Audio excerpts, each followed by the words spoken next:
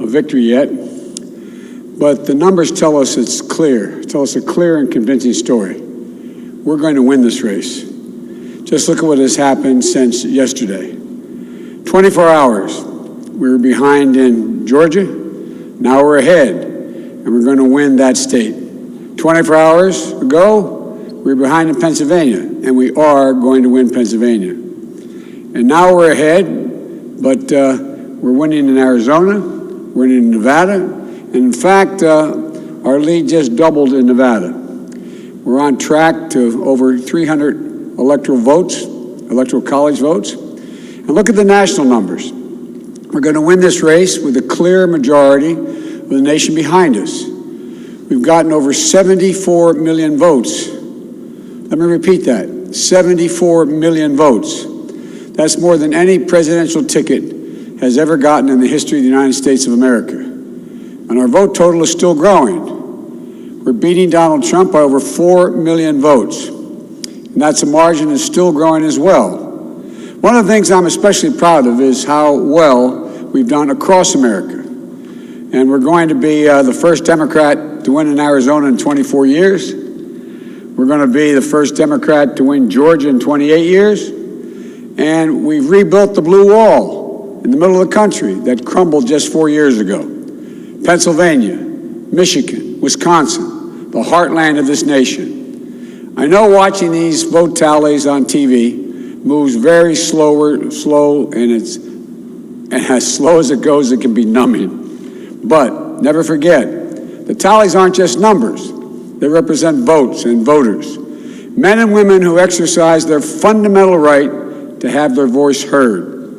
And what's becoming clear each hour is that record number of Americans of all races, faiths, religions chose change over more of the same. They've given us a mandate for action on COVID, the economy, climate change, systemic racism. They made it clear they want the country to come together, not continue to pull apart.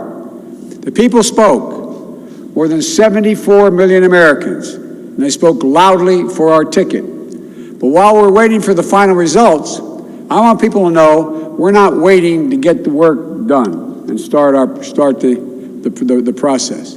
Yesterday, Senator Harris and I held meetings with groups of experts on public health and the economic crisis this country is facing. The pandemic, as you also know, is getting more worrisome all across the country. Daily cases are skyrocketing, and it's now believed that we could see as many as 200,000 cases in a single day. The death toll is approaching 240,000 lives lost to this virus. That's 240,000 empty chairs, kitchen tables, and dining room tables all across America. We'll never be able to measure all that pain and the loss, the suffering that so many families have experienced. We know something about what it feels like to lose someone. And I want them to know they're not alone. Our hearts break with you. I want everyone to know on day one, we're going to put our plan to control this virus into action. We can't save any of the lives lost, any of those who've been lost, but we can save a lot of lives in the months ahead. Senator Harris and I also heard yesterday about how this recovery is slowing because of the failure to get the pandemic under control. More than 20 million people are on unemployment. Millions are worried about making rent and putting food on the table. Our economic plan will put a focus on a path to a strong recovery. Look, we both know tensions are high. They can be high after a tough election, one like we've had. But we need to remember, we have to remain calm, patient, let the process work out as we count all the votes. You know, we're proving again what we've proved for 244 years in this country. Democracy works. Your vote will be counted. I don't care how hard people try to stop it. I will not let it happen. The people will be heard. Our journey is toward a more perfect union, and it keeps moving on. In America, we hold strong views. We have strong disagreements, and that's okay.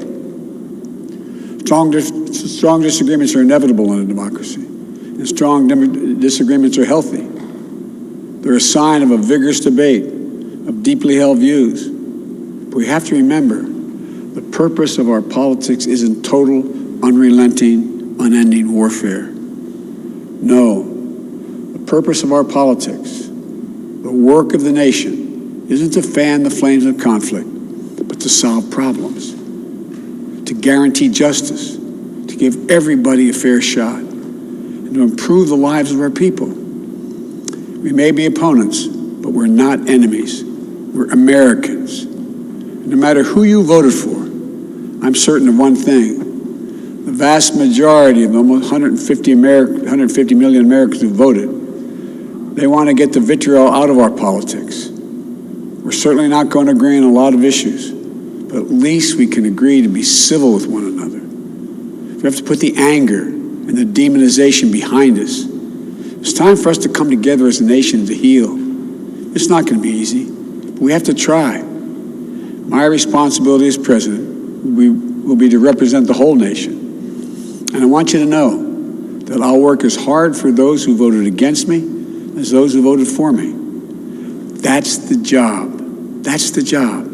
It's called the duty of care for all Americans. We have serious problems to deal with, from COVID to the economy, to racial justice, to climate change. We don't have any more time to waste on partisan warfare. You know, and more than that, we have such an incredible opportunity to build the future we want for our kids and our grandkids.